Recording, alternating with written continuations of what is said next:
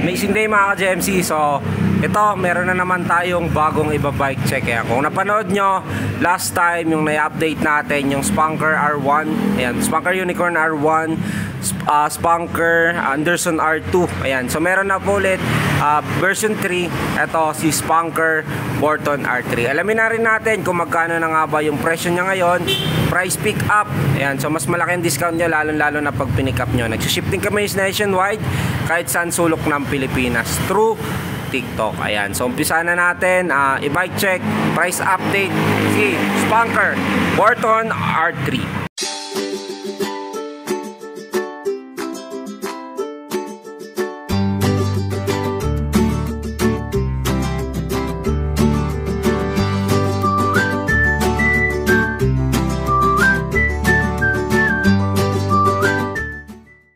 Amazing day mga ka-GMC. So yan, kung napanood nyo dati o nakarang araw yung na-update natin yung Spunker Unicorn R1, Spunker Anderson R2. So ito yung version 3 nya.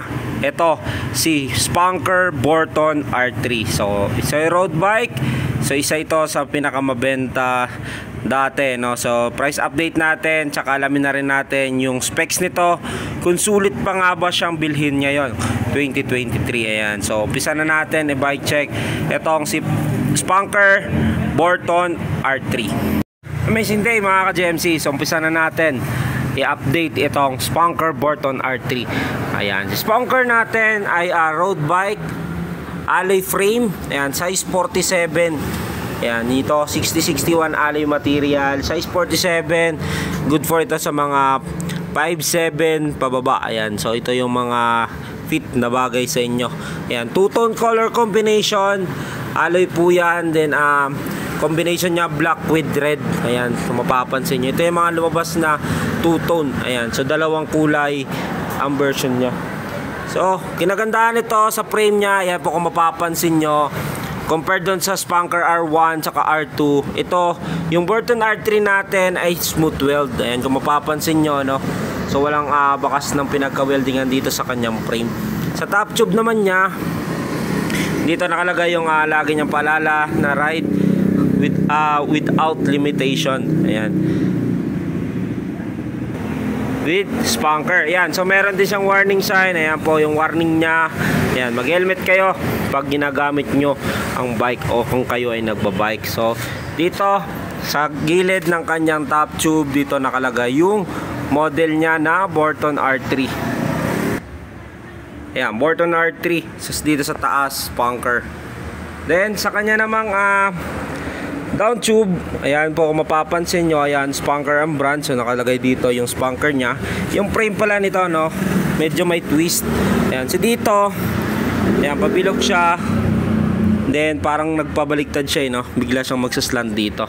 Ayan, no? Medyo patuloy siya dito. Tapos dito flat. Dito naman flat siya, tapos biglang palapad. Ayan, parang pa-aero din siya, no? Ayan, ito si Spunker. So meron na rin po yan lagay ng battle cage dito sa kanyang down tube. Kinagandaan nito, meron din dito sa kanyang set tube. Okay, so yan po, size 47 yung size natin. Then sa kanyang seat stay, dito nakalagay is like riding a bicycle. Ayan, so may meaning yan. So dito naman sa kanyang chain stay, dito rin nakalagay yung Borton R3 na model nya. Okay, sa seat post naman nya, ito yung isang in-update dito doon sa R1 R2, yung bakal 30.4. Ito ay 27.2 alloy na yung kanyang seat post, 27.2. Spunker na rin ang brand nya, stock pedal plastic ball bearing. Saddle nya pares lang din naman sa R1 R2, malapad na makapal. Ayan, kung mapapansin nyo. Then may brand nya na Spunker dito.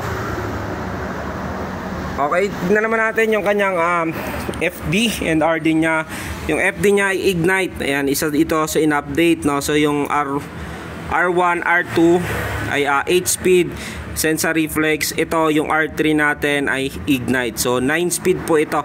Naka-clamp time yung kanyang FD. Then 2x Spunker alloy yung kanyang crank. Square type sealed bearing bottom bracket. Yan, sa crank nya 34 teeth. Ayan yung kanyang chain ring, no? Ayan. Dito naman tayo sa kanyang RD. Ayan, so RD niya ay Sensa Ignite. So Ignite natin ay 9 speed. Tingnan natin, so 9, 1, 2, 3, 4, 5, 6, 7, 8, 9. So ito ay thread type pa. Then yung kanyang hub ay ball bearing pa. Then ito ay bakal. Yung rim naman niya ay double wall alloy, 24 holes. Ayan, yo. Then yung kanyang gulong naman ganun din, 700 by 28C Julia Ram brand, so gum wall. Yan, pares lang din naman sila ng gulong na ginamit. Ganun din yung rim niya doon sa R1 saka sa R2. Yan, pares siya. Hindi, ang kaibahan lang nila, ito ay Ignite, so 9 speed, so mas madagdag siya ng 1 speed doon sa dalawang version. So dito naman tayo sa kanyang head tube. Yan, sa kanyang head tube, dito yung nakalagay yung logo niya. Yan, spunker. Then ito, medyo mahaba din, no? Yung kanyang head tube dito, yung support niya. So dito, ball bearing yan. Then 44 yung kanyang headset.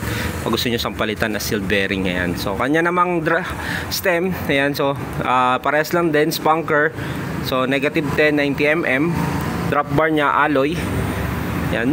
Then yung kanya namang shifter o brickster, ayan, Ignite. So ganun din yung proseso nun. So wala pang idea sa ganitong klase ng shifting, lahat po ito ipapasok. So preno, ayan, preno ito ng likod.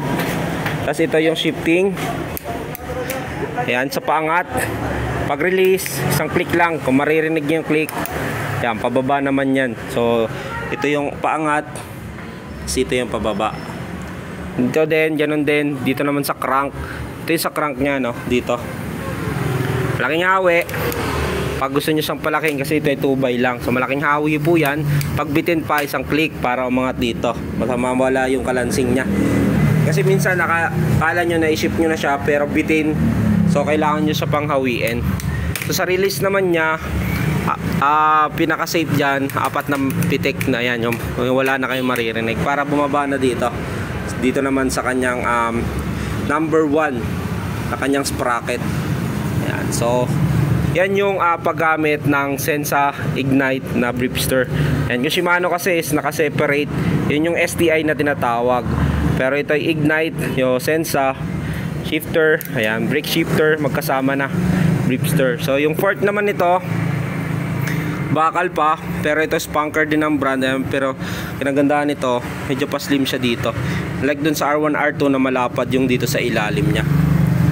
Yan, so quick release naman yung kanyang unahang gulong. Ganon din dito sa likod.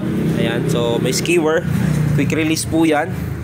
Disc brake na po pala ito, so halos same sila ng R2 na disc brake, kasi yung R1 ay rim brake. Disc brake naman ito si spunker R3. Okay, so 160mm yung rotor nya. Ayan, quick release naman, harap likod. Yung cable acquainted, yung kanyang caliper, ayan, pang disc. So yan lang talaga, wala namang hydraulic pagdating sa road bike. Pero na lang kung bibila mo siya ng cable acquainted hydraulic na caliper. Ayan. Pero isa-suggest siguro kung mag-hydraulic kayo, so pinaka the best na gawin nyo, kasi ito single piston lang yan. Yung kapit niyan isa lang, yung papansin nyo yung nagka-clamp, isa lang. Pero kung pinaka the best na bilhin nyo para sa akin, para mas safe, no? So bilang mo ng dual piston, yung dalawa ng kakapit, para yung disc nyo mas kapit na kapit, lalo pag nagra-rides na kayo. Ayan, so konting advice lang yon. So palitan nyo na lang kung sakali, pero mostly ito talaga pag stock, so single piston lang naman. Okay, sa cabling naman nya, check natin. Ito yung nagustuhan ko dito, yung cabling nya is malinis na. So yung preno nya sa unahan, ayan, siyempre dadaan yan dito sa fork. Sa FDNRD naman nya, ayan, kung mapapansin nyo, is internal yan, dumaan dito sa kanyang down tube.